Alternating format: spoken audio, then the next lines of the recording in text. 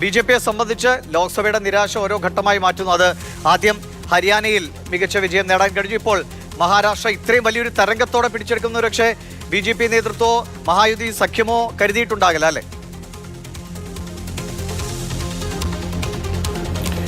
ദിവിഷ, അങ്ങനെ പറയാൻ പറ്റില്ല. പക്ഷേ ബി.ജെ.പി നേതാക്കൾക്ക് വളരെ ഉറച്ച വിശ്വാസമുണ്ടായിരുന്നു ജയിക്കുമെന്നുള്ള കാര്യത്തിൽ. കാരണം രണ്ട് കാര്യങ്ങളാണ് അവർ പറഞ്ഞിരുന്നത്. ഒന്ന്, ഈ കഴിഞ്ഞ തെരഞ്ഞെടുപ്പിനെ അപേക്ഷിച്ച് 6% വോട്ടിൻ്റെ വർധന, ആ വർധന ഞങ്ങൾക്ക് ഗുണം ചെയ്യുമെന്ന് ദേവേന്ദ്ര ഫഡ്നവിസ് കഴിഞ്ഞ ദിവസം തന്നെ അവകാശപ്പെട്ടിരുന്നു. അതോടൊപ്പം തന്നെ സംസ്ഥാന സർക്കാർ നടപ്പാക്കിയ ചില പദ്ധതികളും ഗുണം ചെയ്തിട്ടുണ്ട് എന്നുള്ളൊരു വിലയിരുത്തലാണ് ഇപ്പോൾ വരുന്നത്. ഇപ്പോൾ മഹായുതി സഖ്യത്തിൻ്റെ വാർത്താ സമ്മേളനം ഇപ്പോൾ മുംബൈയിൽ പുരോഗമിക്കുന്നുണ്ട്. മുഖ്യമന്ത്രി ഏക്നാഥ് ഷിൻഡെ അതോടൊപ്പം തന്നെ ദേവേന്ദ്ര ഫഡ്നവിസും അജിത് പവാറും ഈ വാർത്താ സമ്മേളനത്തിൽ പങ്കെടുക്കുന്നുണ്ട്. അവർ പ്രധാനമായും അവകാശപ്പെട്ടിരിക്കുന്നത് ലഡ്കി ബഹിൻ എന്ന് പറയുന്ന ഞങ്ങളുടെ പദ്ധതി വലിയ തോതിൽ വനിതാ വോട്ടർമാരെ ഞങ്ങളോടൊപ്പം എത്തിക്കാൻ സഹായിച്ചു എന്നുള്ളത് തന്നെയാണ്.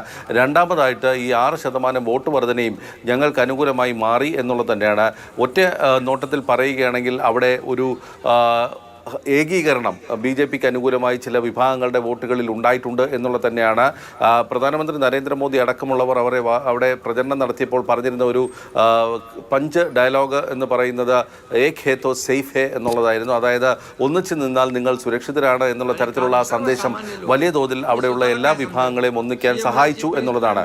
മറ്റൊരു കാര്യം നമുക്ക് ഇതിൽ കണക്കിലെടുക്കാൻ കഴിയുന്നത് ഈ പിന്നാക്ക വിഭാഗങ്ങളുടെ ഏകീകരണം ബി.ജെ.പി വളരെ വിദഗ്ധമായും സമർത്ഥമായും മഹാരാഷ്ട്ര തെരഞ്ഞെടുപ്പിൽ നടപ്പാക്കി എന്നുള്ളതാണ്. അഥവാ മറാഠ വോട്ട് തിരിഞ്ഞു പോവുകയാണെങ്കിൽ തന്നെ ബാക്കി വരുന്ന പിന്നാക്ക വോട്ടുകളുടെ ഒരു ഏകീകരണത്തിലൂടെ അധികാരം നിലനിർത്താൻ കഴിയുമെന്നുള്ളൊരു വിലയിരുത്തൽ ബി.ജെ.പിക്ക് നേരത്തെ ഉണ്ടായിരുന്നു. അതിനനുസരിച്ചിട്ടുള്ള തന്ത്രങ്ങൾ തന്നെയാണ് അവർ നീക്കിയതും.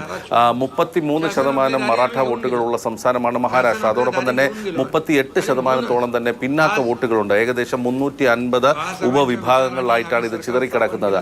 ആ 350 വിഭാഗങ്ങളെയും ഒന്നിപ്പിച്ച് നിർത്താനുള്ള നീക്കങ്ങൾ ബി.ജെ.പി വളരെ സജീവമായി തന്നെ കഴിഞ്ഞ ഏതാനും മാസങ്ങളായി അവിടെ നടപ്പാക്കിയിരുന്നു.